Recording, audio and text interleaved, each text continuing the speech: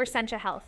We're in the business of streamlining and automating processes and have even automated the production of new software. Usually we talk about the state of healthcare and health insurance in the US, and today is no different. We are going to talk about why doctors are the problem with the business of medicine. I will be back to discuss our conclusions after the presentation. The title may be a little sensationalistic, but we will show that the training that doctors receive and the way they solve problems are holding back forward progress in medicine. Doctors are great at what they do and some of the most highly educated people on the planet. It takes between 11 and 17 years to train to become a medical doctor. When a practitioner is presented with a patient, he or she starts afresh with the process of wellness or healing. Like the fictitious MASH character Major Charles Emerson Winchester III stated, "I do one thing at a time, I do it very well, and then I move on." This linear form of thinking gives the practitioner blinders that help him or her screen out the distractions of the world but lead to workflow thinking. Flow. That means that we complete each step in a process, then move to the next until we are done. This works great in medicine, or if the process requires one person. If Ford used this workflow mentality, they would produce a single F-150 for each employee every year. It would have horrible quality because it was built by a single guy with no expert knowledge of some of the parts and processes and cost $1 million or more, figurative dollars. This exact thing is the subject of Dr. Eliyahu Goldratt's 1984 book, The Goal, where he introduces the theory of constraints. What we should be thinking of is dependencies. To perform a procedure, we need a place, a patient, a diagnosis, and any supporting equipment and staff. These are dependencies. Ford needs pistons, engine blocks, brake rotors, seats, and body panels. These various processes happen independently and simultaneously, not linearly. Thusly, Ford can sell an F-150 for as little as $38,000 and produce $750,000 of them every year. That really doesn't tell us much, however. How does this linear thinking hold back medicine? Was our fictional Dr. Winchester correct? We don't think so. Doctors are great at medicine, but can't be let loose to manage a practice or the business of medicine in general, clearly. Let's examine a few things that really aren't related to treating patients, but that are integral to the function of medicine that prove this linear thinking is the problem. Because of this linear thinking, we end up with medical specialties. Instead of looking at the commonalities in all branches of medicine, we look at the differences. When we are using paper charts, that doesn't matter. But paper charts get destroyed, lost, need a support staff to find and maintain, and of course aren't portable. We all know the pitfalls. When we move to a demonstrably better system of electronic medical records, we just mimic the paper workflow. Remember that workflow is our enemy and the product of linear thinking that is holding us back. Until now, nobody has thought about the commonalities of specialties instead of the differences. What exactly do we need in a medical record? Patient identification information? This is the foundation of every medical record, the simplest yet defining component. It includes basic yet crucial details such as the patient's name, date of birth, gender, contact information, and identification numbers. After all, one needs to make sure they're treating the right patient. Medical history. A patient's medical history is an invaluable resource for healthcare providers. This component includes information about past illnesses, surgeries, allergies, and pre-existing conditions. This helps practitioners recommend treatment plans that don't cause any complications or reactions due to existing conditions. Medication information. All current prescriptions, over-the-counter medications, dosages, and any past medications that have been administered to the patient are listed here. Amongst the crucial components of medical records, this prevents dangerous consequences and ensures adherence to a treatment plan. Family medical history. Family history helps anticipate potential health challenges that may arise in the future. It helps identify risks for conditions like diabetes, heart disease, or certain types of cancer, so early screenings or preventive measures based on familial trends can be recommended. Treatment history. A part of medical history, treatment history focuses on past treatments, surgeries, and hospitalizations. Such components of a medical record informs future care decisions and avoid unnecessary procedures. For instance, a patient with a history of failed chemotherapy treatments might be guided toward alternative therapies. Lab results and diagnostic reports. Lab results and diagnostic imaging reports, like X-rays, MRIs, or blood tests, are among the components of medical records that form the evidence-based core of clinical decision-making. These help track the progress of treatments and detect any complications that may require attention. Consent forms. This section stores signed documents that confirm a patient's understanding and agreement to specific procedures or treatments, like surgeries or clinical trials. It protects both the patient and the healthcare provider, ensuring everyone knows what's happening and the risks involved. Progress notes. These are the ongoing narratives of a patient's care, written by healthcare providers after each interaction or treatment session. Progress notes reflect updates on the patient's condition, responses to treatment, and any modifications to care plans. Immunization records. A part of the vital components of medical records, this section tracks all vaccines a patient has received, from childhood immunizations to travel vaccines. These help avoid overvaccination and enable timely interventions while aiding in population health management. Financial and insurance information. Though not directly tied to clinical care, this component is crucial for the operational side of healthcare. Details about a patient's insurance coverage, billing history, and payment arrangements ensure that treatments are billed correctly, insurance claims are processed smoothly, and patients are not blindsided by unexpected costs. Notice that nowhere in this list is a specialty mentioned. If then we can include these into a common format and include a way to document the things that are peculiar to the specialty, then we have eliminated the linear workflow thinking. This makes maintaining a medical record system a single process, not a make one for each specialty process with 135 or more different pieces of software like current medical records vendors. First, codes in general are problematic. They lead to tribal knowledge and obfuscate knowledge. It isn't easy to download a copy of procedure codes that are owned by the AMA.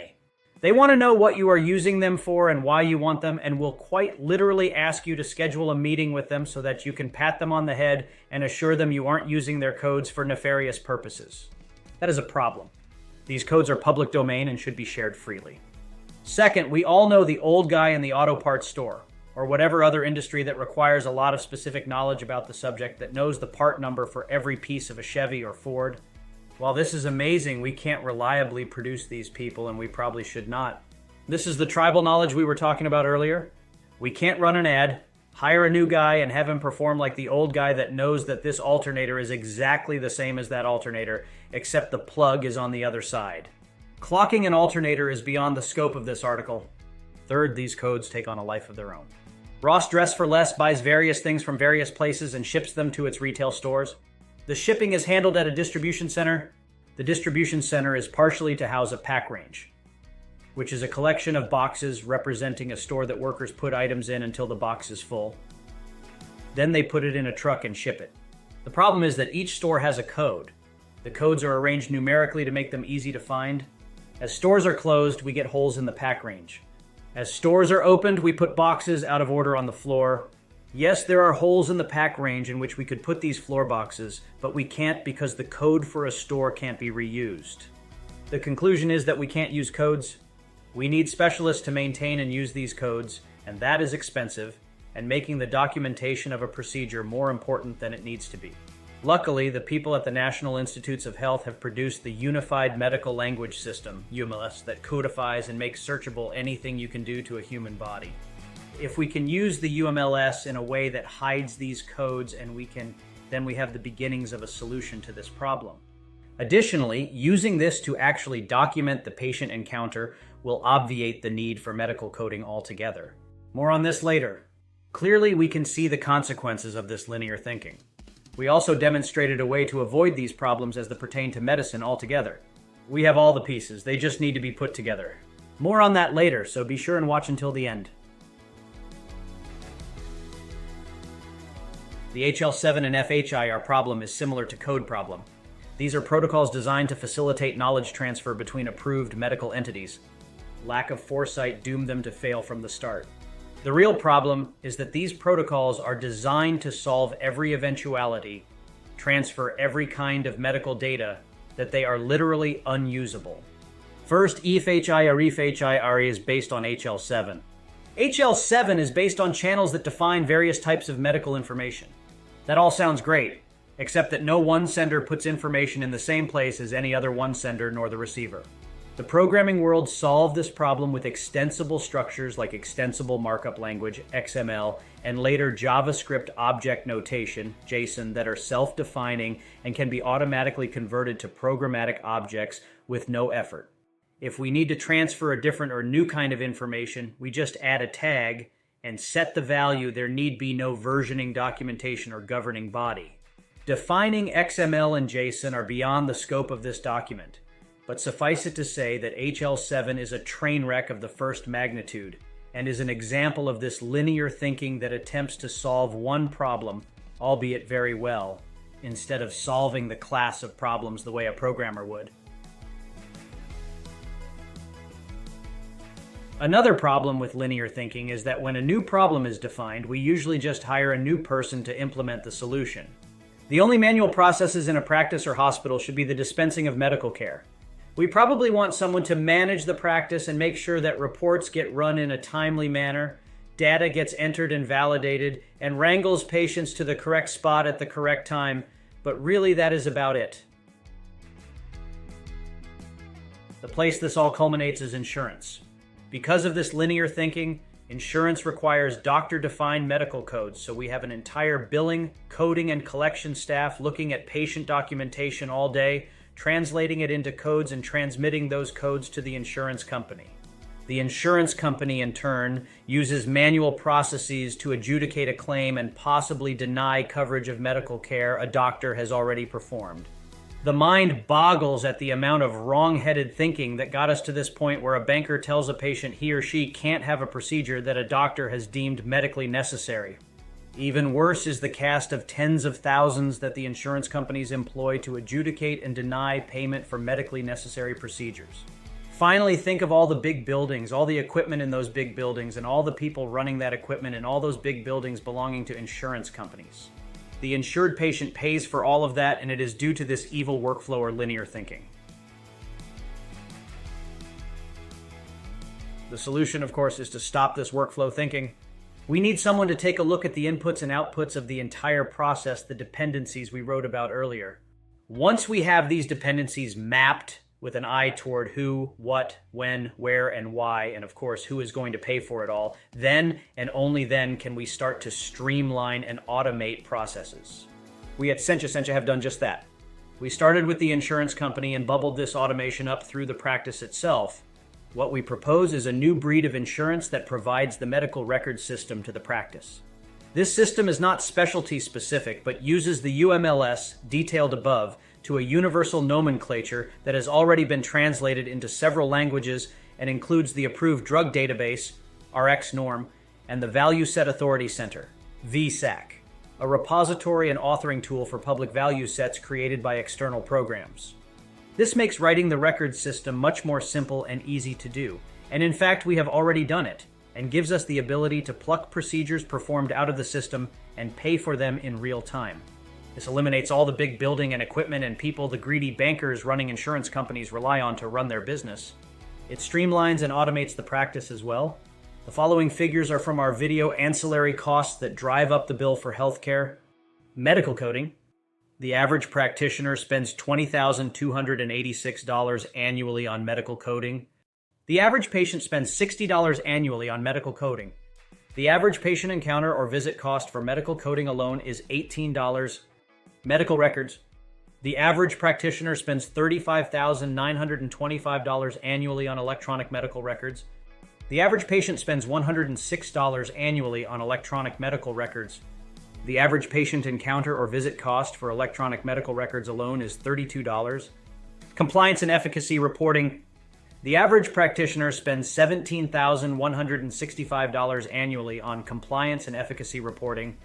The average patient spends $51 annually on compliance and efficacy reporting. The average patient encounter or visit cost for compliance and efficacy reporting alone is $15. Streamlining and automation savings. We chose these three cost centers because we believe they are wholly unnecessary. The total wasted resources per year are $65,830,000,000. The average practitioner spends $73,376 annually on completely avoidable costs. The average patient spends $217 annually on completely avoidable costs.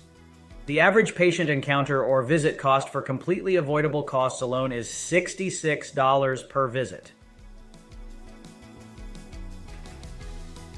The legacy insurance companies return about 53% of your premiums as benefits.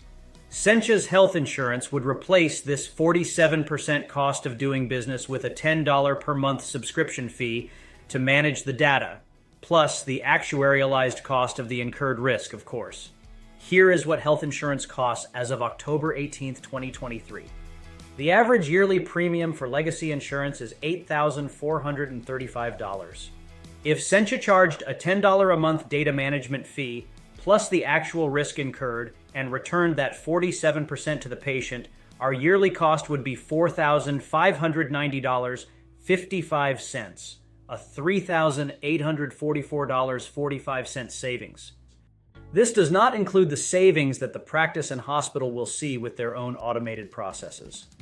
We can cut the cost of medical coverage by half or more. We do this through automation. We get to the automation through dependence-based thinking instead of workflow. We have shown why workflow, linear thinking, is the bane of efficiency, and the very reason that the cost of healthcare is higher in the US than anywhere else. We have shown a way to produce better results through dependence-based thinking, leading to streamlined and automated processes. We have described a system that will produce these better results. We have already built this system and it is in prototype at this very second. For those of you in the cheap seats, I'll say that again. We already have this system in prototype and can show it off. We have built a way to cut the cost of health coverage by far more than half, mitigating one of the root causes of healthcare failure in the US. We have built a way to incentivize healthy behaviors and choices, mitigating the other of the root causes of healthcare failure in the US. With these two things, we will be not only the cheapest medicine in the world, but also the best. We already have the best doctors and the best equipment. We just need to implement the above detailed framework to give them all the tools necessary for success. We have the system in prototype now fully functioning. Contact us here or on our site, and we will be happy to provide a demonstration of the fully functional prototype. If you liked what you heard, please like and subscribe, click on the notification icon, subscribe to our newsletter, and follow us on all our social media and blog sites. We have built a comprehensive health information system to keep the patient healthy and on the right track, with the ability to incentivize healthy living while cutting far more than half from the cost of healthcare. Implementing this system should be fairly simple and will completely revolutionize the way healthcare is documented, dispensed, and paid for, saving countless lives. We have shown a way to use the system to make the best healthcare system in the world also the most efficacious and the most affordable, and a way to move toward value-based care. Read the text version of this video on our newsletter site, senchahealth.substack.com, or click the link to it in the pinned comment. All of the reference material will also be linked in the pinned comment. We appreciate your attention and help with promotion, and invite you to share your thoughts in the comments. We will make every effort to read and answer every comment. Part of the reason we do this is to educate you and help you to educate others. Help us help you and every insured person in the world by clicking like and subscribe, telling the algorithm to show this to more people. Until next time.